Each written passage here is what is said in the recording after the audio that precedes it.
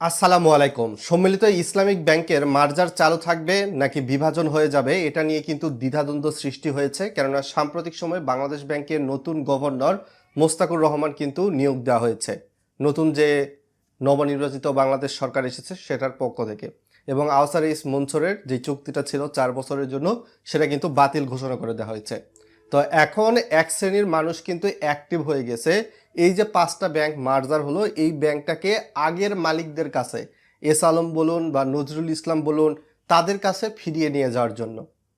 তবে ইতিমধ্যে বাংলাদেশ ব্যাংকের নতুন গভর্নর মোস্তাকুর রহমান এবং যে সম্মিলিত ইসলামী ব্যাংক অর্থাৎ 5টা ব্যাংকের যারা প্রশাসক রয়েছে, global Islamic bank, first security ইসলামী ব্যাংকের প্রশাসক, তারপর সোশ্যাল ইসলামী ব্যাংকের প্রশাসক, ইউনিয়ন ব্যাংকের প্রশাসক এবং বিশেষ করে এক্সিম ব্যাংকের প্রশাসকের সাথে কিন্তু বাংলাদেশ ব্যাংকের নতুন গভর্নরের একটা বৈঠক অনুষ্ঠিত হয়েছে।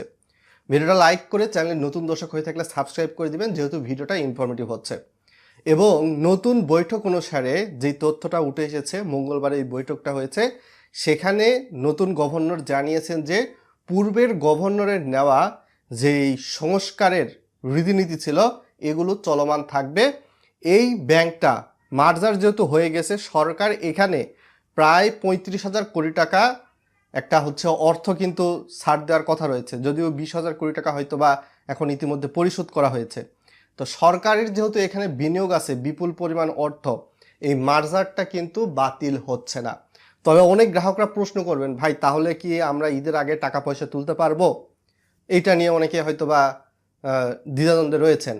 তো তাদের জন্য যেহেতু বাংলাদেশ ব্যাংকের নতুন যিনি গভর্নর তিনি জানিয়েছেন যে পূর্বের যেই ব্যাংকিং রেজুলেশন অ্যাক্ট অধ্যাদেশটা জারি করা হয়েছে ব্যাংক একীভূত বা মার্জারকরণের ক্ষেত্রে, সেখানে রুলসে যা বলা রয়েছে সেই অনুপাতে কিন্তু গ্রাহকরা লেনদেন করতে পারবেন এবং স্বাভাবিক লেনদেন প্রক্রিয়া কিন্তু চলমান থাকবে। ইতিমধ্যে স্ক্রিনে আমি সেই নোটিশটা দিয়ে দিচ্ছি।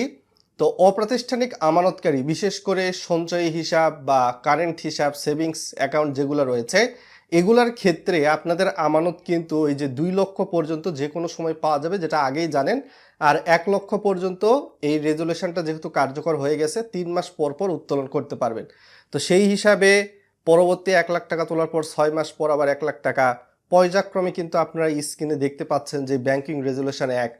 তারপর পরবর্তী 1 লক্ষ টাকা পর্যন্ত সর্বশেষ 21 মাস পর তুলতে পারবেন, এবং অবশিষ্ট আমানত 24 মাস পর বা 2 বছর পর তুলতে পারবেন সেভিংস বা কারেন্ট অ্যাকাউন্টের ক্ষেত্রে। আর যদি মেয়াদি আমানত, ডাবল বেনিফিট স্কিম বা এফডিআরগুলোকে ধরি বা ফিক্সড ডিপোজিট বা মান্থলি ইনকাম স্কিমগুলোকে ধরি, সে সকল ক্ষেত্রে 2 লক্ষ পর্যন্ত যে কোনো সময় উত্তোলন করা যাবে, আগেও যা নিয়ম ছিল এখনও তা। এবং 3 মাস মেয়াদি আমানত 3 বার স্বয়ংক্রিয় অটো রিনিউ হবে। তারপর 6 মাস মেয়াদি আমানত 2 বার স্বয়ংক্রিয় অটো রিনিউ হবে। 1 বছর মেয়াদি আমানত 2 বার স্বয়ংক্রিয় অটো রিনিউ হবে। 2 বছর মেয়াদি আমানত 3 বছর স্বয়ংক্রিয় অটো রিনিউ হবে। 3 বছর মেয়াদি আমানত 4 বছরের জন্য স্বয়ংক্রিয় অটো রিনিউ হবে।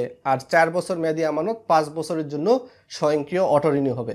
আর 4 বছর বাইরে ঊর্ধ্বের যেগুলো রয়েছে এগুলা মেয়াদ পূর্তির পর পরিশোধযোগ্য বলিয়া বিবেচিত হবে। তো ওই রুলস রেগুলেশনই কিন্তু থাকছে। ব্যাংক মার্জারটা বন্ধ হচ্ছে না।